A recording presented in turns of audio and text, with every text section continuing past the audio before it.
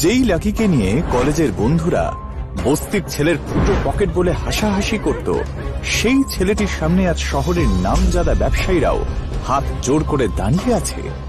এতটাই বদলালো তার জীবন, কিন্তু কিভাবে? হ্যালো স্যার, আমি সেন্ট্রাল এভিনিউ এর best pharmacy Chowdhury medical store থেকে লাকি কথা বলছি। বলুন, আপনি শুনতে পাচ্ছ? ভাই, আমার অর্ডারটা কি লিখছো নাকি এখনো লেখোনি? হ্যাঁ স্যার, লিখে নিয়েছি।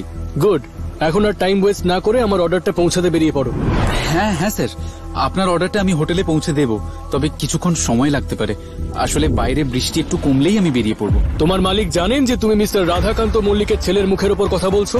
আমি জানি বাইরে খুব জোরে বৃষ্টি পড়ছে, তাই আমার অর্ডারটা ঠিক মতো প্যাক করে নিয়ে আসবে, আর একদম দেরি করবে না, বুঝেছো?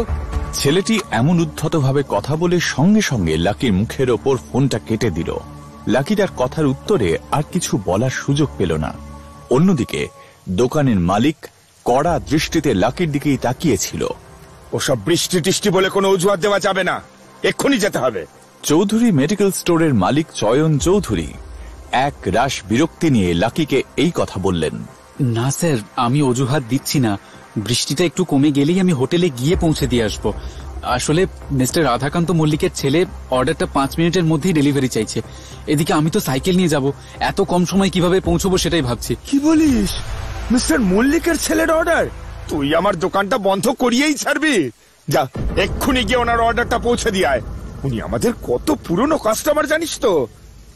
এক কাজ কর, আমার বাইকটা নিয়ে চলে যা, তাড়াতাড়ি হয়ে যাবে। যাই হোক, কাস্টমারের মুখ থেকে যেন কোনো কমপ্লেন না শুনতে হয়। আর মিস্টার মল্লিকের ছেলে, ও বাবা, ওকে তো একেবারেই চটানো যাবে না। চয়ন চৌধুরী তখন নিজের বাইকের চাবিটা লাকির হাতে তুলে দিয়ে বৃষ্টি উপেক্ষা করেই ওকে দ্রুত অর্ডারটা পৌঁছে দেওয়ার নির্দেশ দিলেন। লাকি তখন বাইকের চাবিটা হাতে নিয়ে